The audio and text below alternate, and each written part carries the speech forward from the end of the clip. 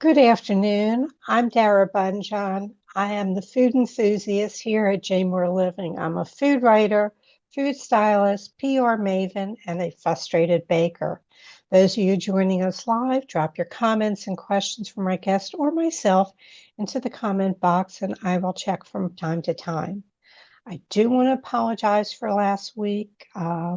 We had to reschedule Chef Mark Mills from Chocolates and Tomato Farm because I wasn't feeling well. So he'll be back in May and you'll get all the notifications. In the meanwhile, you can check out chocolatesandtomatofarm.com. Today, we welcome back author, podcaster, world traveler, and VP of marketing with an international flavor company, Emmanuel Laroche. His second book, A Taste of Madagascar, Culinary Riches of the Red Island, invites readers to join him on his unforgettable journey across the island of Madagascar, where a vibrant culture and stunning ecosystem intertwine to create an extraordinary culinary experience.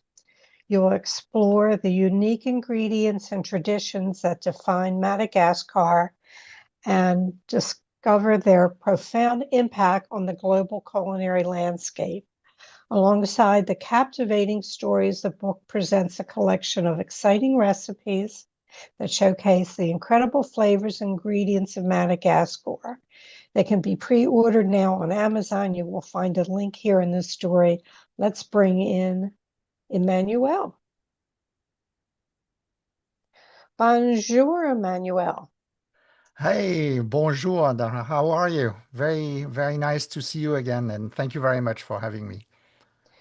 How can I refuse you with your French charm?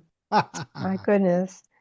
So, what I asked 3 years ago when you were on the show, and what I ask now in the same first question, what's on your plate to do today other than the show? What is oh my gosh, what I'm working. I'm working the whole day today. This is my what I am doing. The writing and being on the show is my passion, and I have my day job, so that's what I'm spending my time is in my role of head of marketing for a flavor company It's Simrise. at Simrise. Simrise. Yes, It's an international company. yeah. And you can explain a little bit about flavors and where this fits in the culinary world. Sure, of course. So, there's if the consumers, are going to, shopping and on, a grocery store, or if they have food in, maybe in a restaurant, maybe more like QSR, quick service restaurant, or fast casual restaurants, so the chain restaurants, there's a good chance that they will encounter and experience, flavors or seasonings. So there's a bunch of, companies like ours, Simrise, that are manufacturing what is going to become the taste of product that you find and on the shelves on the plates. So thinking about sauces, thinking about the powder that which is like the color powder on chips, for instance, that's the seasoning. Or in beverages, or in dessert, ice cream, yogurt, sauces, and so on. So yeah, so this company like ours that are understanding, I would say, the chemistry of the ingredients that brings, flavors. And we do a lot of natural extractions, around the world. Thinking about like onion, for instance, which is a great ingredients, part of the culinary scene. A lot of things culinary related is has onion, in it. It's a base which is very important. So we work a lot with the farmers in Germany. This is where our global headquarters is located in the north of Germany. There's a lot of farms, and we work with the farmers to help them, in fact, to making sure that they produce, the onion in a way that we can have a great extraction of onion. We do the same thing with citrus, in Brazil, in Argentina, in south of Italy, because citrus is key for beverages. And then what is related, in fact, to the book that I have written and published, A Taste of Madagascar, it's vanilla. Vanilla is the queen of spice, and 80% of the world vanilla production comes from the island of Madagascar, which is 250 miles east coast of Africa. And we have, teams working there with the farmers that are growing the orchid. The vanilla is an orchid, it's a vine. And we work with them in order to extract, vanilla, and as well, obviously curate, vanilla beans. Right. The Madagascar Hmm. vanilla. When I was always told that Madagascar, or what you might know as a bourbon vanilla, is Hmm. from Madagascar. That Hmm. is premium, Hmm. premium Hmm. vanilla. Hmm. But that's not the only thing there. Otherwise, there wouldn't be a book. Sure. Um, I mean, this is the southeast coast from Mozambique. It's Yeah. the Indian Ocean. Yeah. It is the fourth largest island in the Hmm. world. Um, so, in production, there's more than vanilla. You Sure. have pepper and coffee Yeah. and Cocoa. cocoa, Yeah. rice. Yes. Um, Pink peppercorn, honey, caviar. So all of that I've discovered when I went there for the first time. I'm not sure I would have been set for the caviar. I could I know. handle. Yeah. I know. So why don't you tell us? Tell us, Yeah. where does caviar come Sure. in Madagascar? So maybe before I talk about the caviar, I think maybe should spend a little of time on vanilla, because you are correct when you talk about bourbon vanilla. In fact, it is the regions of that, Madagascar and La Réunion and the Comore. All of that is the region of bourbon. So it means that bourbon vanilla comes from that region. But obviously, vanilla is originally from Mexico. This is where, originally, vanilla comes from. The thing is that, as I mentioned, it's an orchid that grow on, it's a vine that grows around trees and so on. And in Mexico, they have a little, insect, a bee that pollinates the orchid flower to produce, the green vanilla beans. When in fact, long time ago, the French, went there and took the vine and the insects, and then they tried to grow it in other part of the world, like around the tropics, because you need to have those conditions. Um, the vanilla vine and the orchid grew, but there was never ever any vanilla beans, and they were like, oh. So they realized that in fact the little insect never survived outside of Mexico. So what happened is, the legend is saying that there is, at that time, a slave in the Réunion Island that for some reason, crashed like the flower at the time of the blossom of the flower, which is in September, October, and they realized that they had production of beans. So from that little incident, with that young slave, in fact, they decided to say, oh, we need to have like a physical action on the flower for the bean to grow, so, or to develop from the flower. So that's what happened. So in fact, very important is, and people don't realize that, or not a lot of people I talk to at least, is that vanilla in Madagascar and other part of the world is hand pollinated. So you have at the moment of the blossom, like women, because usually they have a little bit, thinner fingers, that are pollinating each flower in order to produce the beans that we love. In our kitchen, we bake. I'm sure you bake with vanilla beans, and the grade A that's coming from Madagascar. So I just wanted to talk about this, because that's the reason why I went there first.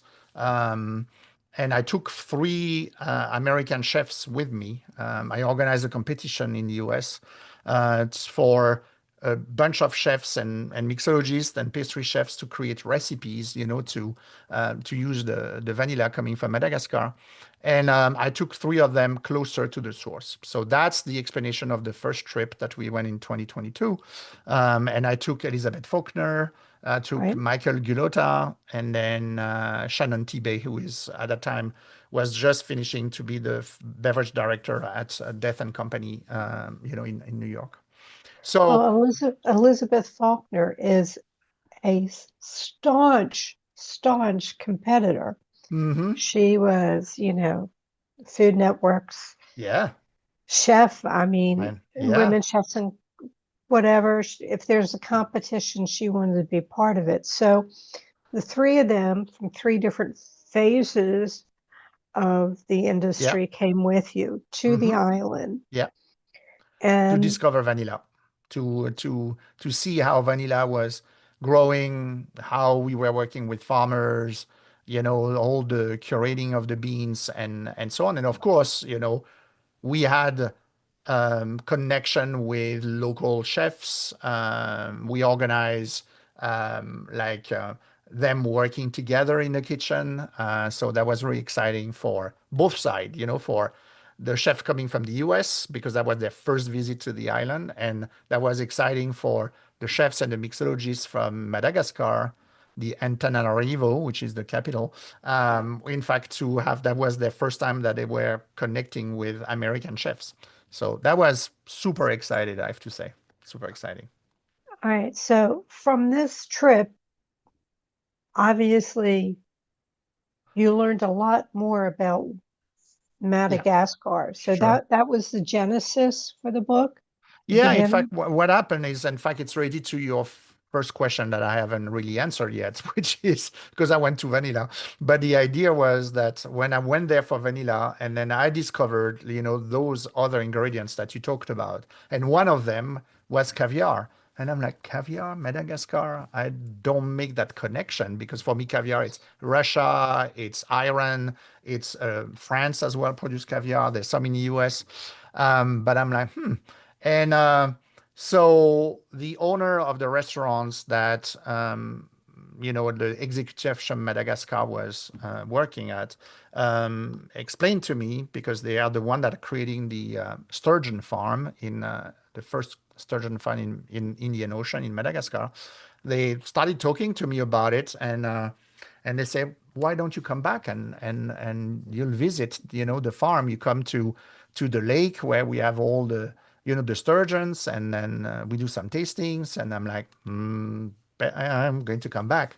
So, so on my way back, because it's a long trip, it's 10 hours between Antananarivo and Paris. And then it's 8 hours from Paris back to New York, where, the area where I live. And so that was in the flight back. I'm like, I think maybe I have an idea for a second book, because I've seen such interesting ingredients, and then I've as well great human story to tell about all those farmers, beekeepers, entrepreneurs. So I went back in 2023, the year after, and I spent time, on the farm, on the caviar, and I discovered, a company that was established by three French that were already in the island for many, many years. They were in the textile, and then they decided to reinvest, in a different industry, and this is where they decided to create this sturgeon farm and produce caviar. So they produce 11 tons of caviar now, and some of them are is exported to Europe, and some other are exported in the US. So you can find Madagascar caviar in the US.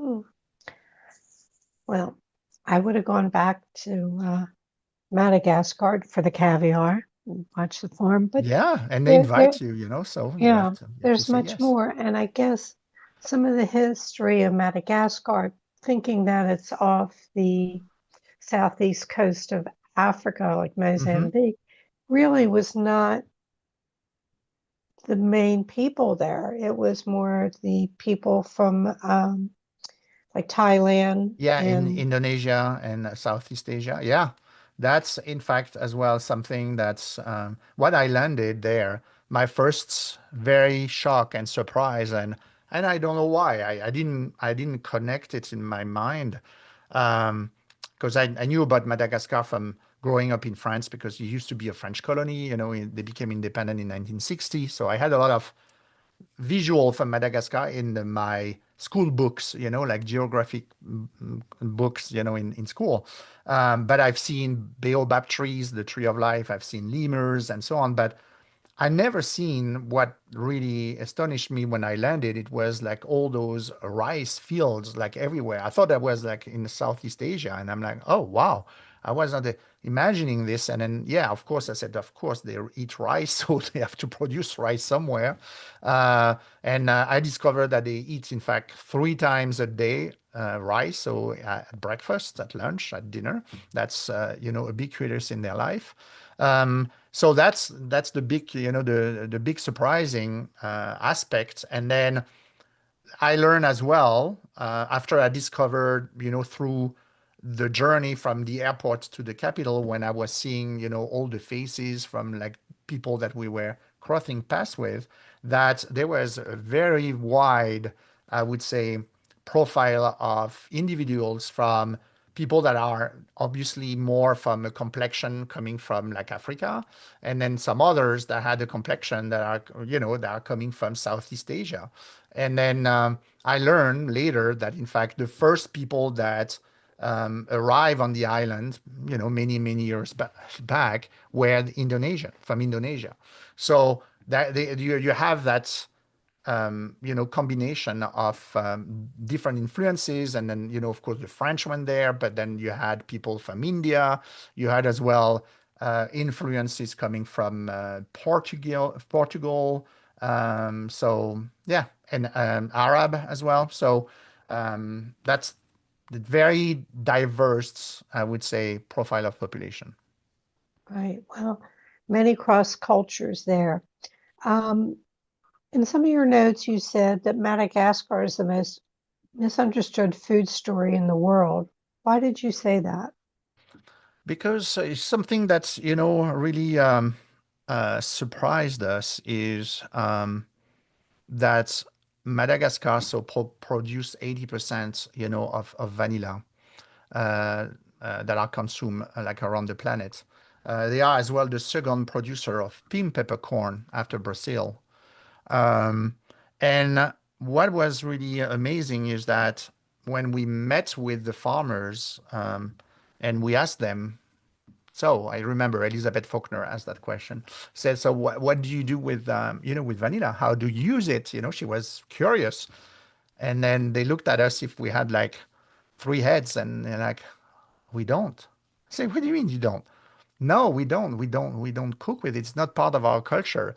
So we were imagining that, hey, we are going to smell vanilla on the street of the capital, like you go to Paris and you smell like the fresh baked bread and croissant, on the Right, street. So we were projecting the same, and not at all, because then we learned that for them, vanilla is a currency. It's money, and they're exporting 99% of what they are producing.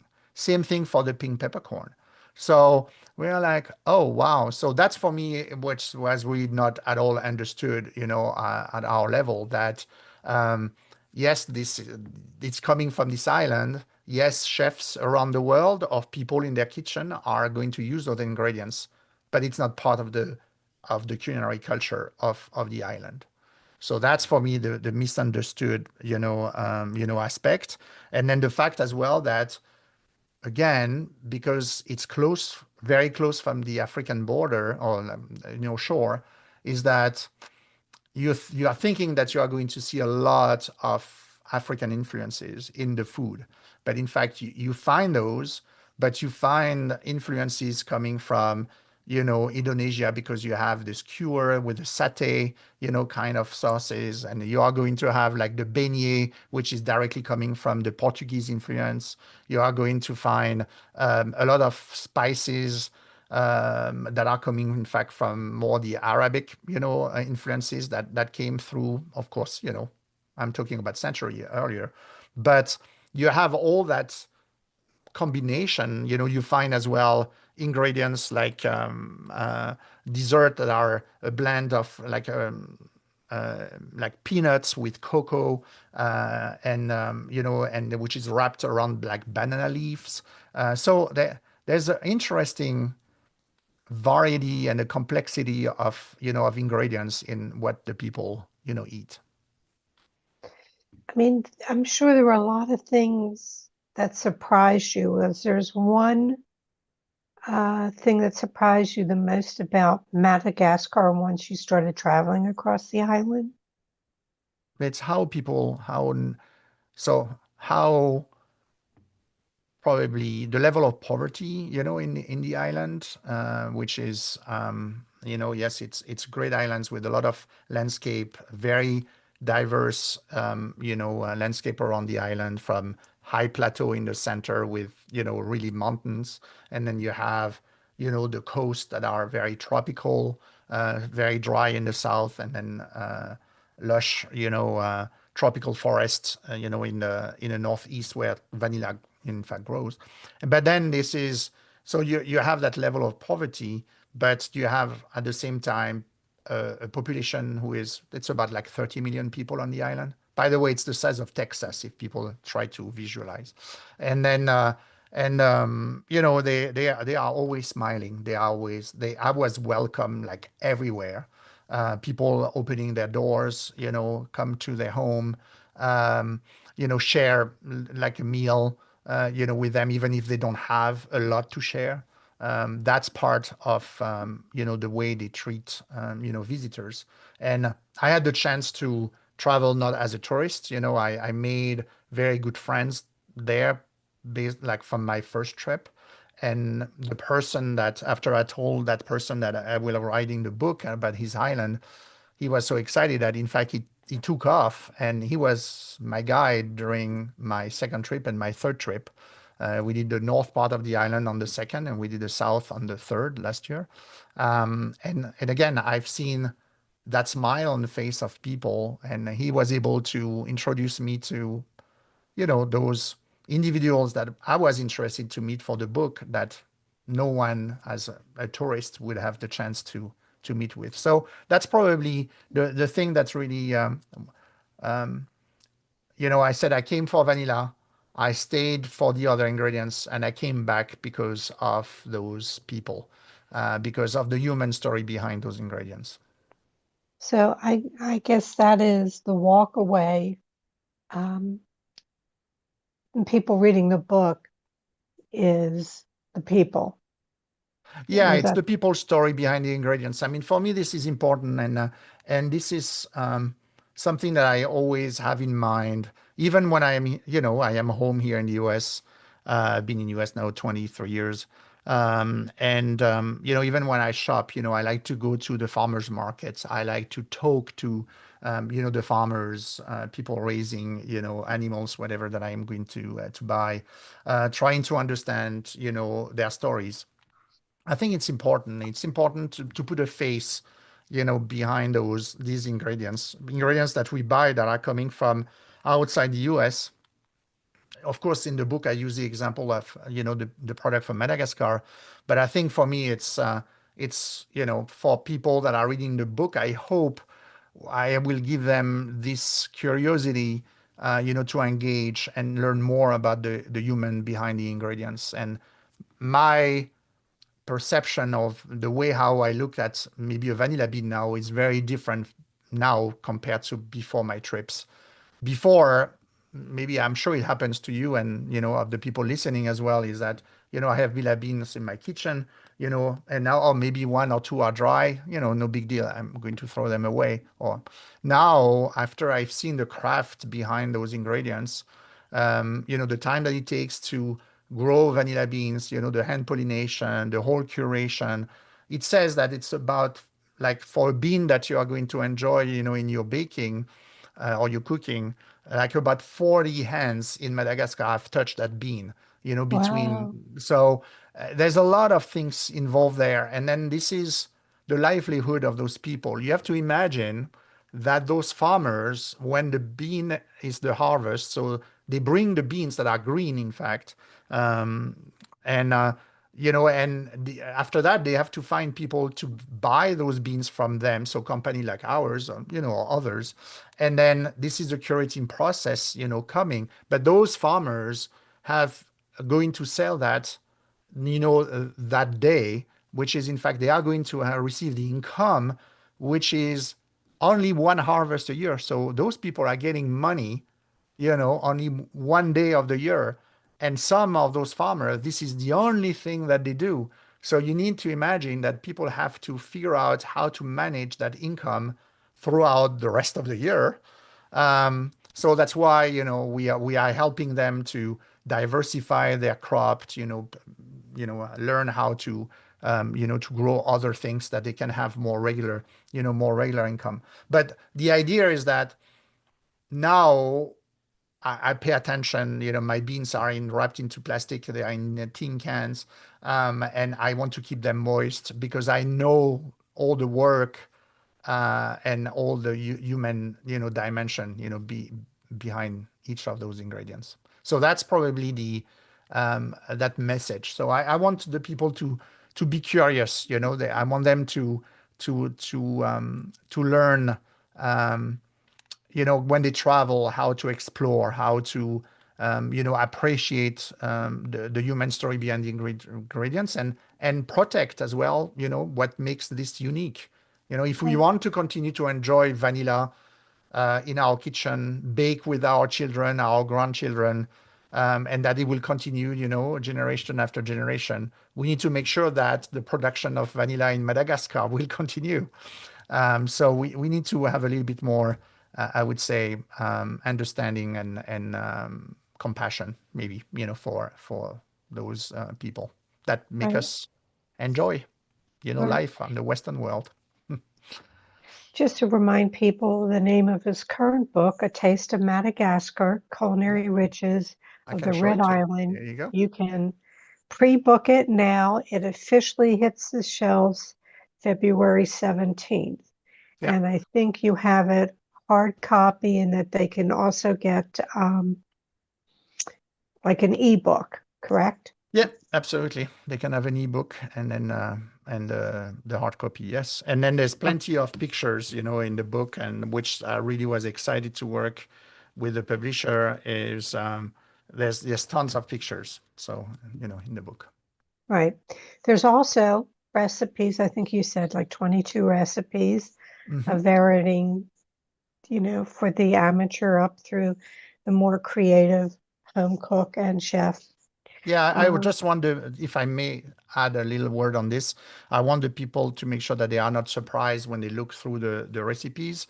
Um, they are recipes that could be made, at home, but there's some others that I wanted to really showcase the idea that those ingredients end up in the kitchen or bars of chefs or mixologists, around the world.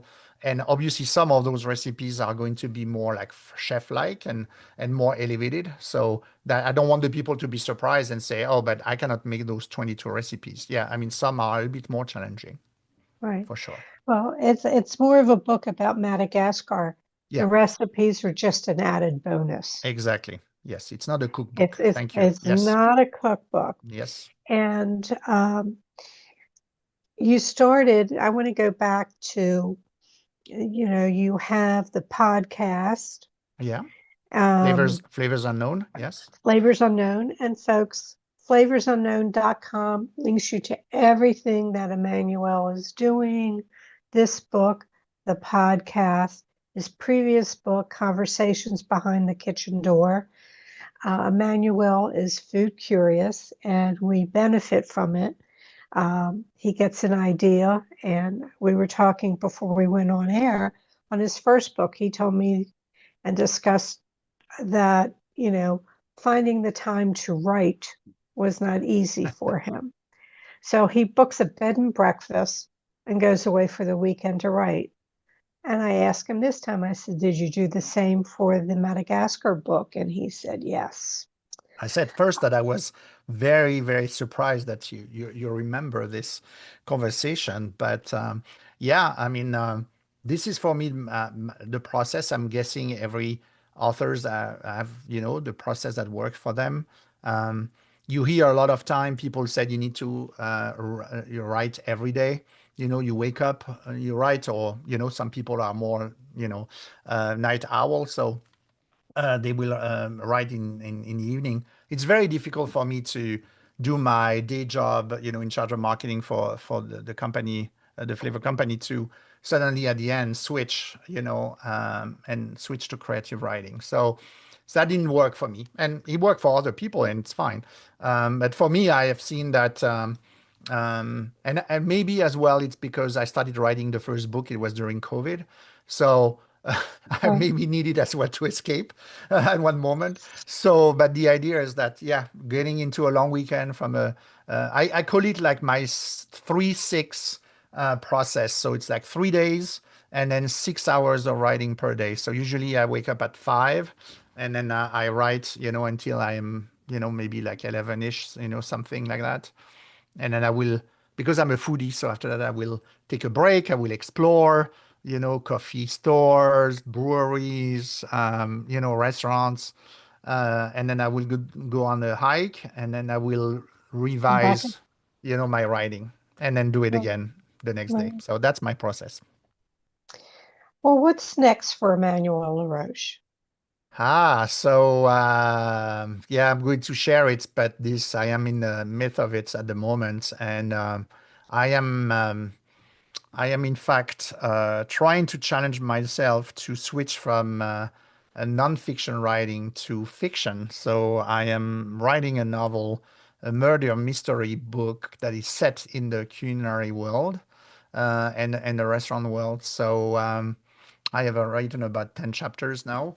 But Hmm. the idea is that, yeah, I want to see if I can do it. So I that's a new challenge. So my when I mentioned it to my agent and I said, okay, uh, is it okay because I have published like 2 nonfiction, now I would like to do this, and she said, you know what, yeah, but her advice is, say, stay in the culinary world because that's the world that you know. And I'm like, Oh, oh yeah, that makes sense. So that's what it is. So stay tuned. well, I'm sitting here on my hands. I'm like fidgeting a little bit, but I love murder mysteries. I Aha. am an Agatha Christie. Oh man, me You too. give me I a love good it. murder mystery, Yes. and I find honestly that the British do the best mysteries. So I I mean, don't know real. what do you think about the combo French American? I know we'll see. Well, let's put it this I'm way. kidding. It'll put it won't be, you sort of know where the American ones are going. It's Yeah. there's more probably character development Hmm. in the British. But Yeah. We'll see. all right, I so I I'll asked you, send you a copy when this one is over, but I'm not there yet. okay, and that'll be the one book that I read this year. You have to explain why we're saying this is because when we chatted before the recording, I was mentioning that the stats, unfortunately in the US, it's that 49% of the adult population read one book a year. And I was saying that I hope it's going to be mine. So it's like, so yeah, so this one, that will be this one for you. So I asked questions at the end of the show, and I went back to our show, which people can go back and listen to. It was about 3 years ago, Yeah. right before Thanksgiving. And you can find that and just put my name and Emmanuel's name, and I'm sure that video will pop up. But I didn't ask you all the questions that I normally ask at the end of the show. One question. What Yes. was your ultimate culinary fail? Fail. Fail. What was your big boo-boo in the kitchen? What Hmm. was there one, or you're just perfect and you don't make mistakes? No, absolutely not. No, but I'm trying to to figure out the story if there's of a failure. I'm sure that I've burned some dishes for sure, or from cakes, but I love to explore, so I know that sometime I said, oh, I'm going to mix this with that, and then that's my flavor world influence as well, and I'm like, ugh. Okay, then no, let's drop that. But I don't have like a specific example, like at least recent enough that I will remember. I'm getting old, Okay. Dara, so I don't remember everything. Well, let's put it this way. I would have babysat you, so don't worry about it. Um, two must in your refrigerator. Two things that always should be in your refrigerator. Hmm. Yeah, absolutely. So I have always a bottle of like hot sauce, and I like to. This is one of the things like with the cookbook that I always bring back from like a trip. So I always look into like, oh, I have to discover this hot sauce and so on. So the one that I have like at the moment, I just went back from Mexico City, so I have one from Mexico City. So that's for sure. That's one thing, and the other one will be. I mean, I'm not going to say eggs. I love eggs, so I love to do eggs like all in the old fashioned, so I have always eggs for sure. Butter. Um, and then no, but I'm trying to find something that's maybe more exciting than eggs. Hmm. Salted butter because I love to, that's what I like to do usually for breakfast is a toast with salted butter. So I will have Okay. that.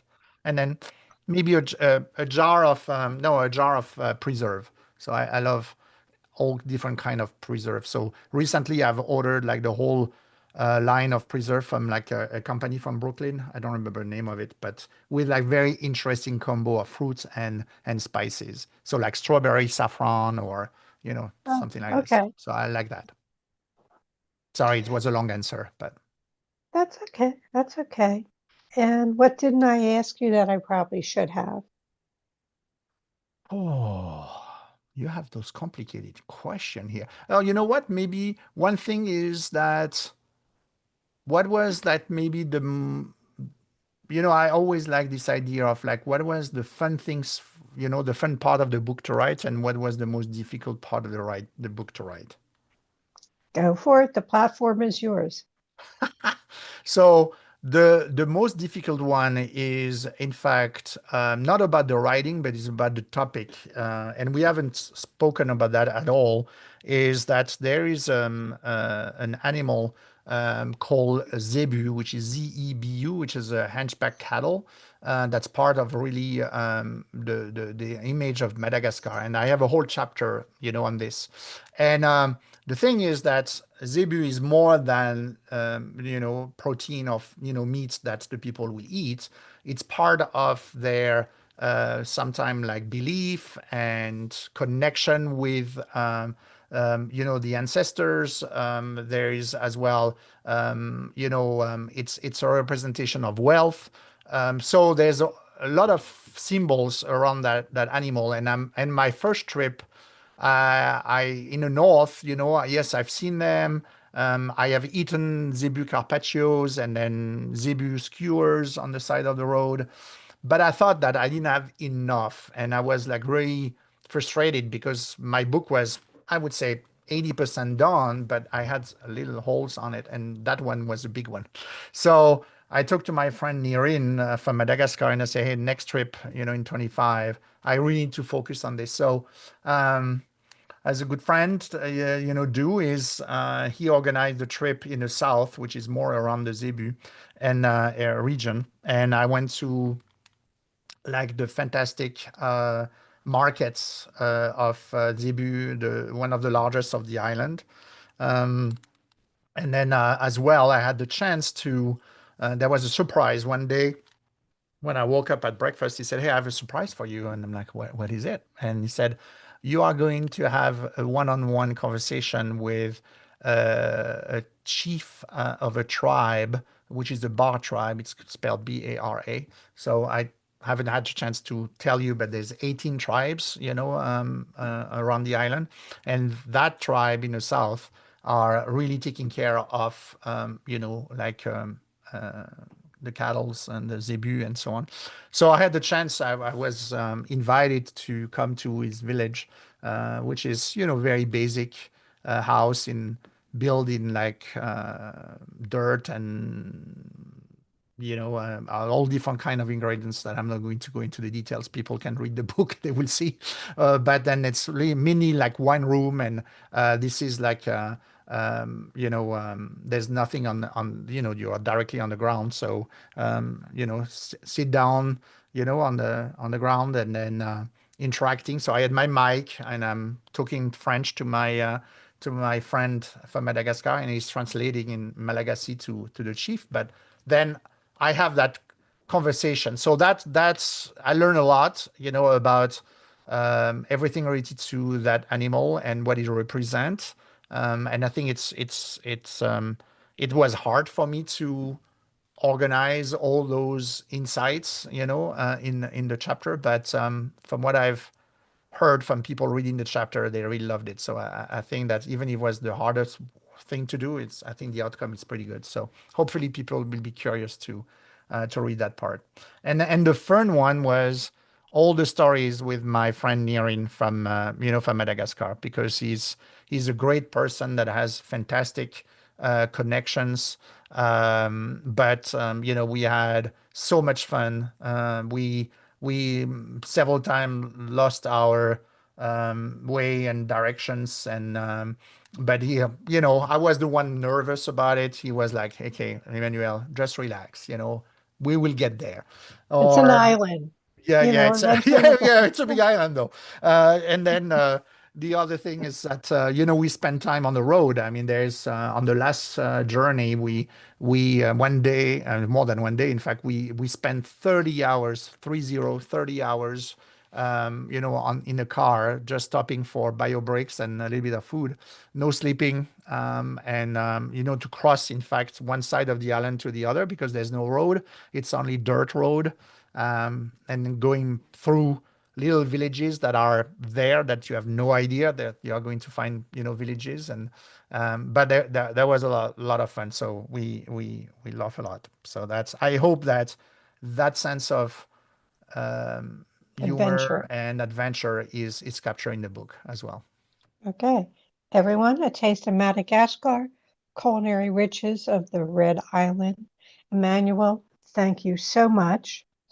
And I guess in about 2 years we will have the culinary mystery, right? I And hope you'll so. be you'll be Don't back worry, here. I will knock, knock, knock and say, "Hey, Dara, remember?" Here I am. So, but thank you so much for having me. It was really nice to see you again. And thank you again for having me on your show. Appreciate it. It's always a joy to chat with you. The best of 2026. The I same have to a you. couple announcements, everyone, and then it's going to be a wrap. Okay. Next week's guest will be chef and co-owner of Chop Chop, Ozzy Mendoza. Chop Chop is a knife sharpening service and kitchen specialty store. Ozzy's journey in culinary has led him through many paths, being recognized by star chefs, an obsession with knives, home brewing sake, and speaking Italian. You can't help smiling when you're around Ozzy. If you need to reach me, you can reach me at Dara Cooks on Instagram and on Facebook, The Food Enthusiast.